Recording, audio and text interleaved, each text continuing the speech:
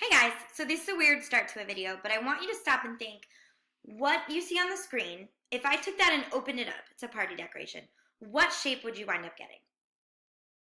Hopefully you said to yourself, hey, that looks like if I open it up, I could get a pineapple, right?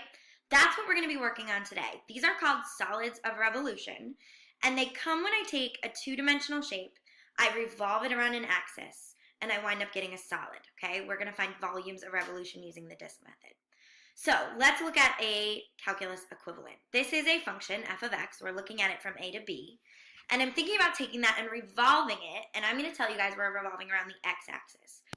So going around the x-axis, every point on our curve, here, here, here, here, would revolve around, kind of coming out of your screen at you, right? It would revolve around like that.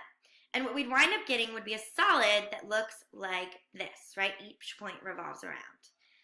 If I think about that, slicing it perpendicular to my axis, this is my axis, so slicing it perpendicular to that, every single one of those slices would have a circular cross-section because we're revolving 360 degrees, and so my slices would all be circular. So that's going to be something that's really important to us here. So when we create solids by revolving around an axis perpendicular to our slices, our cross-sections will always come out to be circles. We're revolving 360 degrees, so we should have circular cross-sections. Now we talked about in class that volume is just the accumulation of areas, right? So if I take all of those circles and I stack them up, accumulate them over an interval, right, I should get the volume. So we know area of a circle is pi r squared. So if I'm taking the area with respect to x, then what I'm going to do is accumulate my areas with respect to x. So pi r squared, r with respect to x. Same thing for with respect to y, pi times r squared. And the reason I can pull the y out to the front is because it's just a constant, right? So this is the same as saying integrate your areas. So same way we made a decision about whether to do it with respect to x or respect to y previously, if you're doing vertical slicing where the thing that you're looking at, your change here, is delta x, then you're going to use dx, right? If it slices the x-axis, use dx. On this one, if your change here is delta y, then you're going to use dy. Same exact way that we've done it previous to this. So let's look at an example here. So this one says, find the volume of a solid of revolution formed when y equals negative x squared plus x is revolved around the x-axis. On the left side of your screen, you guys can see that that is a two-dimensional depiction, right? That's what my curve looks like. On the right side of your screen, you can see the solid of revolution. It almost looks like a football, right? And when I zoom in on this and I kind of think about slicing that, you would get a circular cross-section. And my radius of that would look like this. So what I want to do here is figure out, well, what's the area of that circle? So let's think about this. We know this would revolve around, right? And your radius, knowing that this would revolve down like this, your radius would be from your axes here to the top. So just like we've done really often in this unit, the thing that we're going to be looking at here is top minus bottom, because my radius here is top minus bottom. So that's really important. Okay, so we know that my radius here is the top function, which is negative x squared plus x, minus the bottom function, which is just 0. I know we don't need to write that, but I'm trying to just hit home the point that, again, we're doing top minus bottom. And now we're going to integrate that with respect to x in this case. So what I'm going to do is think about my area function. Area is pi r squared, so pi times this r we defined previously, squared, and I'm going to integrate that over my bounds. And I see that my lower bound here is 0, my upper bound here is 1. So what this is going to become, and I'm going to just do this right here, is it's going to be the integral from 0 to 1 of the pi I can put out in the front, negative x squared plus x squared dx. So pi r squared. Right, integrating all of those circular areas. So the pi can just hang out front. That's not going to affect my integral much. And now I'm going to take my definite integral here. So first thing I'm going to do here is I'm going to expand that out. And I'm actually going to leave it without the brackets first. So negative x squared times negative x squared is positive x to the fourth. Then I'm doing negative x squared times positive x, and I have two of those, so negative 2x cubed. And then I have positive x times itself, which is x squared dx.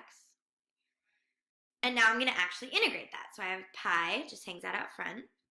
The antiderivative of x to the fourth is x to the fifth over 5. The antiderivative of 2x cubed, well, the antiderivative of x cubed is x to the fourth over 4. So I'm going to have 2 over 4, which is a half. Plus, antiderivative of x squared is x cubed over 3. And I'm going to evaluate that from 0 to 1. So that is my antiderivative, right? Now I just need to evaluate it. So I'm actually going to slide this on up here. And let's do some work over here. So plugging in my bounds, I would have pi times 1/5 minus 1/2 plus 1/3 minus 0, right? That whole thing comes out to be 0. And now we're going to evaluate this. My common denominator, 2, 3, and 5, I'm going to use, let's see, 30. 30 would be good. So pi, this would be 6 over 30 minus 15 over 30 plus 10 over 30. And so that comes out to be pi over 30. That is my volume of that solid of revolution. Okay, let's look at the next one. So find the volume of the solid revolution formed when y equals 2/3 x from 0 to 1 is revolved around the y-axis. So let's look at this. This is going around the y-axis. So it's going to come out like this, and it's going to come in like that. So it's going to look almost like a funnel, right? It funnels in at the bottom. It's not quite a cone.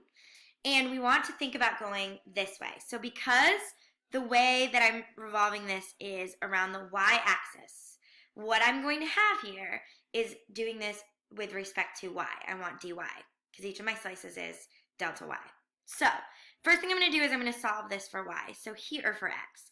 So I'm going to raise this to the 3 over 2. I'm going to raise this to the 3 over 2. And so here I have x equals y to the 3 over 2. So that's my function in terms of y. That is my radius, and notice that my radius here, if I'm going from my axes out to here, is really right minus left, just like it would be on anything else. So my radius here is just y to the 3 over 2 minus 0. So my integral is going to be the integral from 0 to 1, my y values, of pi r y to the 3 over 2 squared dy. Now, there's good news here. Raise a power to a power, you multiply. So this is pi times the integral of 0 to 1 of y cubed dy, right? 3/2 times 2 is just 3. Anti-differentiate that, so that's pi times y to the 4th over 4, evaluated from 0 to 1, which is going to equal pi times 1/4 minus 0.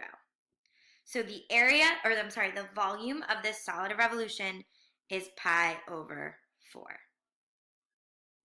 Okay, pi r squared, accumulating your area. All right, last one. Find the volume of the solid of revolution formed when y equals x squared plus 3 is revolved around the line y equals 7. So here's my graph. Here's what this looks like. I'm taking this curve, and I'm revolving it around this line, right? So here's what I'm going to do. I'm going to take this, and I'm going to, not draw a line, I'm going to revolve it like this. And this point won't move, that point won't move. But we're going to do this, clip this. So here's what I'm going to do. I'm going to take this, and I'm going to revolve it around this line. And we're going to get a solid, again, with circular cross sections, that kind of looks like that. Not a great drawing. But it's going to be circular cross sections. So you got to think about here. Does it make more sense to go dx or dy? Dx, I think, because I revolved it this way. So I'm going to first look at my bounds. This intersects at -2 and +2.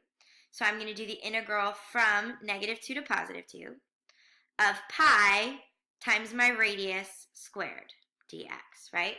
So let's think about what my radius is here. And I'm going to erase this so we can see a little bit better in here.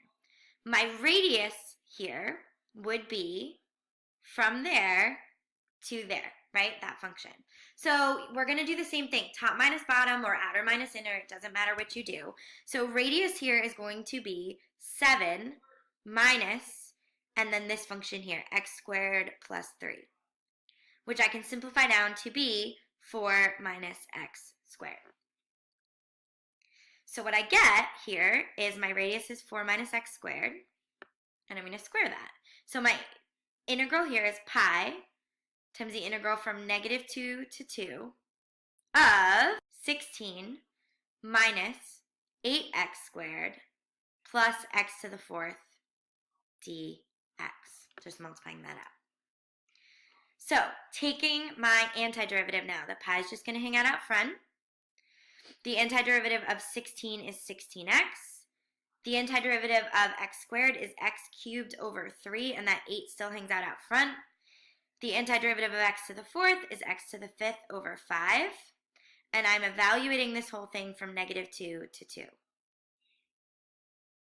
So now I just need to evaluate it. So I have pi times the integral of 32 minus 2 to the 3rd is 8, so that's 64 over 3, plus 2 to the 5th is 32 over 5, minus the quantity, right, minus the whole thing, negative 32, and then negative 2 to the 3rd would be negative 8, so this would be plus 64 over 3. Negative 2 to the 5th would be negative 32, so minus 32 over 5.